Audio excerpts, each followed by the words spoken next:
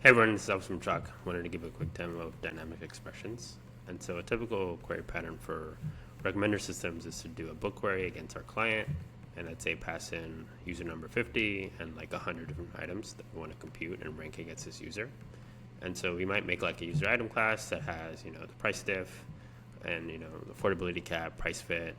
And the nice thing is that Chalk makes it easy to reference features from these underlying classes. So I can say, go into the item, fetch the item's most recent price, and then compare that against the user's average purchase price, right? And so after I actually make a book query, I get this nice data frame of all these computed values. And the cool thing is that we can actually extend this logic a lot with dynamic expressions. And so they're similar to this feature that people already know, where you can make a feature on the fly in a Jupyter notebook. So I can say like this full name is going to be first name plus last name.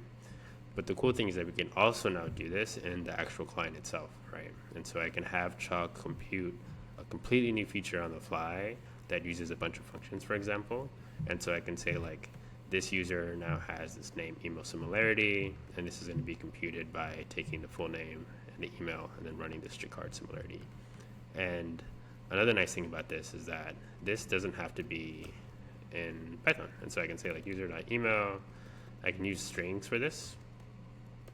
That way I don't actually need to import the user feature class. And so this makes it easier to do this kind of work if you're using like Go or Java or a different SDK than Python and you don't actually have access to the feature logic itself.